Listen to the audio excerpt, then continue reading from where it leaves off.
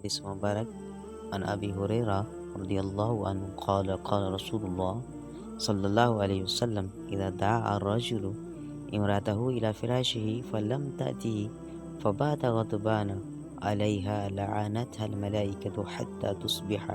وفي رواية لهما اذا باتت المرأة هاجرة فراش زوجها لعنتها الملائكة حتى تصبح.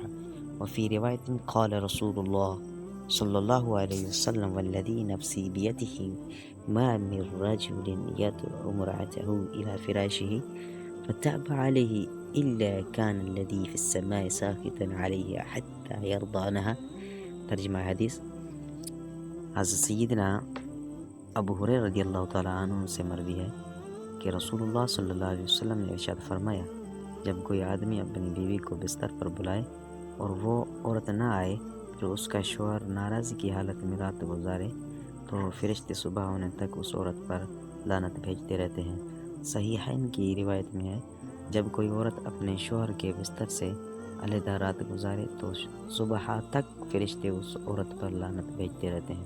ایک روایت میں ہے رسول اللہ صلی اللہ علیہ وسلم نے ارشاد فرمایا، قسم ہے اسی ذات کی جس کے قبضہ قدرت میں میری جان ہے، کوئی شخص اپنی بیوی کو اپنے بستر پر بلائے اور وہ آنے سے انکار کر دے تو آسمان والوں کا مالک یعنی اللہ عز و جل اس عورت سے اس وقت تک ناراض رہتا ہے جب تک کہ اس کا شوہر اس سے راضی نہ ہو جائے۔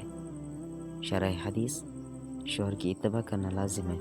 مذکورہ حدیث سے پتہ چلا کہ عورت پر اپنے شوہر کی اتباع کرنا لازم ہے، وہ اسے کسی وقت بھی بلائے، دن میں یا رات میں، جماع کے لیے یا خدمت کے لیے، عورت اس سے انکار نہیں کر سکتی، یہاں تک کہ روایت میں آتا ہے کہ جس عورت سے اس کا شوہر ناراض ہو اس کی نہ نماز قبول ہوتی ہے اور نہ کوئی اور نیکی۔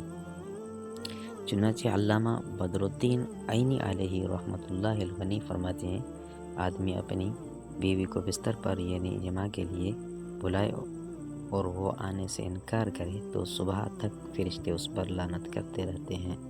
صبح تک سے ظاہر یہ ہوتا ہے کہ رات میں جب یہ واقعہ ہو تو فرشتے صبح تک لعنت کرتے ہیں، لیکن رات کی کوئی قید نہیں۔ اس کا ذکر اس لیے کیا کہ جماع غالباً رات کے وقت ہوتا ہے، ورنہ یہ رات دن دونوں کو شامل ہے، یعنی چاہے مرد رات میں بیوی کو جماع کے لیے بلائے یا دن میں۔